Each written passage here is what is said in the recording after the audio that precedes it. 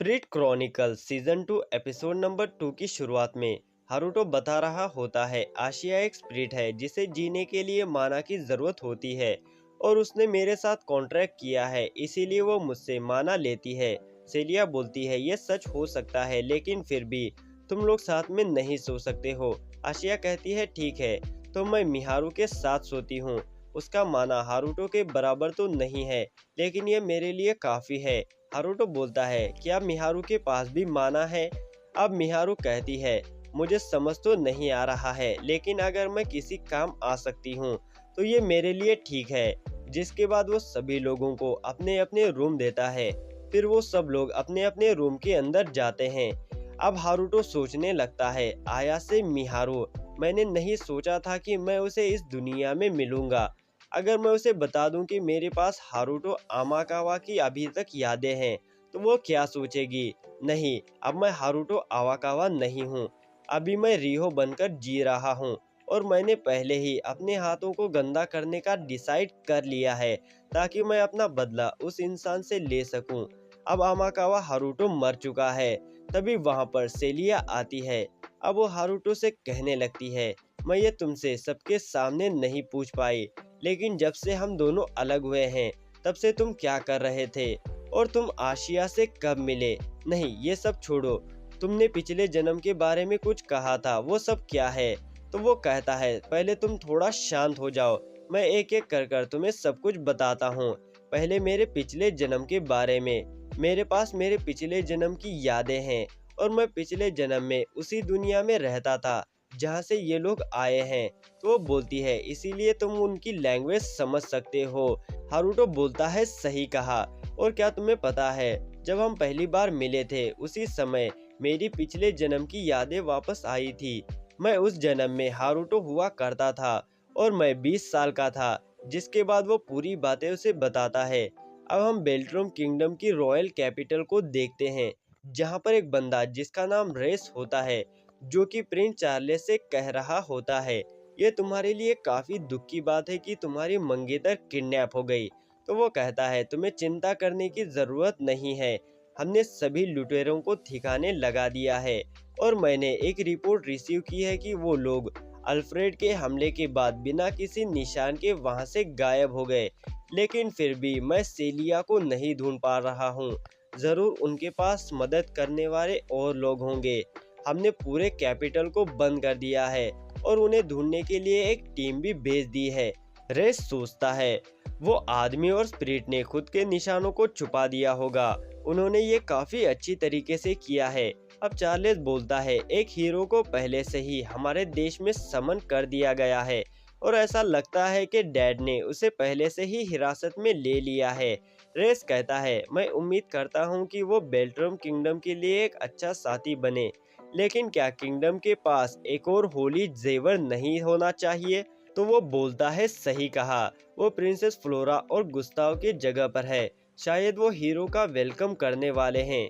ये एक प्रॉब्लम है, भले ही वो एक गद्दार हो जो ग्लार्क की साइड लेने की कोशिश कर रहा है। रेस बोलता है अगर हम ग्लार्क किंगडम की बात कर रहे हैं तो जो हमारे पास गेस्ट लिस्ट है उसके अंदर रिका गिल से लिजलोटे क्रेटिया भी है, वो एक काफी स्किलेड है।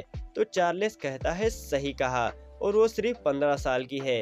रेस सोचता है लिजलोटे और रिका गिल्ड रहना गुस्ताव जितनी परेशानी खड़ी कर सकता है, इसीलिए हमें उनसे जल्दी निपटना होगा। जिसके बाद हम गुस्ताव और फ्लोरा को देखते हैं जहां पर एक बंदा बोलता है मैंने नहीं सोचा था कि तुम सच में लेजेंडरी हीरो को समन करोगे, प्लीज हमें बताना अगर तुम्हें कुछ भी चाहिए तो। अब वो हीरो सोचता है लेजेंडरी हीरो क्या, ये आजकल चीजें नोवेल वेबसाइट पर काफी पॉपुलर चल रही है। फिर हम कुछ समय पहले का सीन देखते हैं जहां पर वो बेड पर सोया हुआ होता है।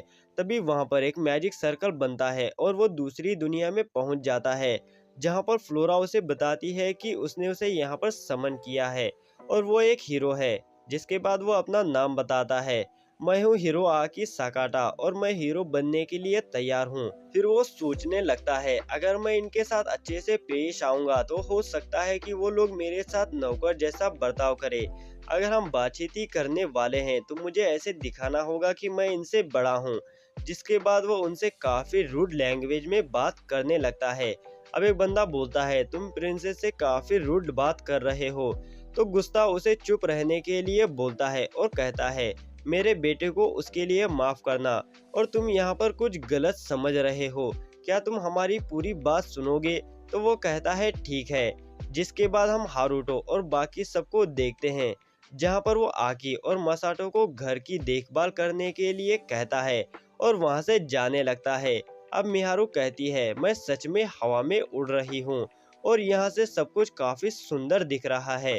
तो हारुतो पूछता है, क्या तुम्हें डर नहीं लग रहा? तो वो बोलती है, जब तक मैं तुम्हारे साथ हूँ मैं ठीक हूँ। अब सेलिया आशिया से पूछती है, तुम हारुतो के बारे में कितना जानती हो? तो वो बोलती है, लगभग सब कुछ। हारुतो की मेमोरीज मेरे अंदर कॉन्ट्रैक्ट की वजह से शेयर हो रही है। सेलिया कहती है, इसका मतलब तुम्हारी मेमोरीज एक दूसरे से मजबूत तरीके से जुड़ी हुई है। ये बिल्कुल ठीक नहीं है। इसका मतलब तुम्हें हारुतो की दूसरी साइड भी पता होगी जो मुझे नहीं पता है। इससे मुझे एक तरह से अकेलापन महसूस होता है।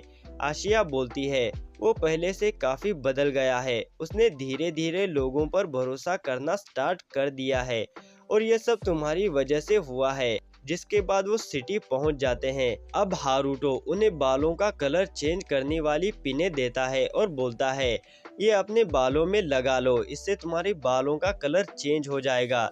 यहाँ पर काले बाल दिखना काफी रेयर है।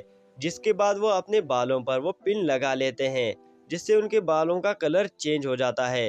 फिर वो लोग सिटी के अंदर जाते हैं। जिसके बाद हारुतो उन्हें रेखा गिल्ड में शॉपिंग के लिए छोड़ता है और वहां से बाहर जाता है। अब वो लोग अपने लिए कपड़े खरीदने लगते हैं। वहीं हारुतो लोगों से कुछ पूछ रहा होता है। अब वो बोलता है, मुझे कोई भी ज़रूरी इन्फॉर्मेशन नहीं मिली।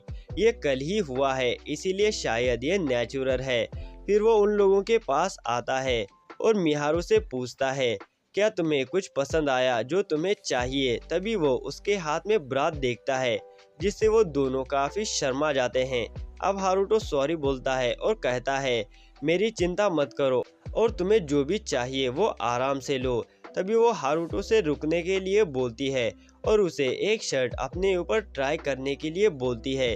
अब वो चेक करता है तो सब लोग उससे कहते हैं कि ये तुम पर काफी अच्छा लग रहा है, तो वो उसके लिए थैंक्स बोलता है। जिसके बाद हम लीज़लोटे को देखते हैं, जहाँ पर उसकी मेड उससे कहती है, ऐसा लगता है कि सीमा बंदी हटने में अभी कुछ समय बाकी है। तो वो बोलती है, लगता है बेल्ट्रोम इससे इंफॉर्मेशन को कंट्रोल करना चाहता है। अब वो मेड बोलती है, लेकिन जो सेलिया के साथ हुआ वो काफी बुरा हुआ। तो लीज़लोटे कहती है, वो तुम्हारी पुरानी दोस्त है ना, तुम्हें क्या लगता है ये किसने किया होगा? तो वो बोलती है, ये जरूर ऐसा कोई होगा जो आर्बोन के खिलाफ हो। जिसके बाद हम उन सब लोगों को देखते हैं जो कि कपड़ों को चेंज कर कर देख रहे होते हैं। जहां पर हारुतो बोलता है, माफ करना लेकिन मैं सात्सुकी और ताकाहिसा के बारे में कोई यूजफुल इंफॉर्मेशन नहीं ढूंढ पाया, लेकिन मुझे लगता है कि वो दोनों शायद से यहाँ पर हीरोज बनकर समन हुए होंगे और लेजेंड के हिसाब से यहाँ पर 6 हीरोज होंगे और शायद उनमें वो दोनों हो सकते हैं। अब आकी बोलती है, अगर वो यहाँ पर है तो मैं उन्हें जरूर ढूंढना चाहूंगी।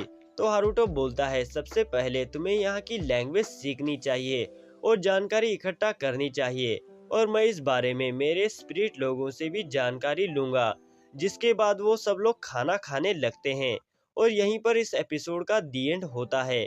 अगर आपको ये वीडियो ज़रा सी भी पसंद आई हो तो वीडियो पे एक लाइक और कमेंट ज़रूर कर देना और हमारे चैनल को भी सब्सक्राइब ज़रूर कर देना, जिससे कि हमारी वीडियो की नोटिफिकेशन आप तक पहुंच सके। तो मिलते हैं आपको एक और नए एक्सप्लेनेशन के साथ। तब तक के लिए thank you, good bye, sayonara.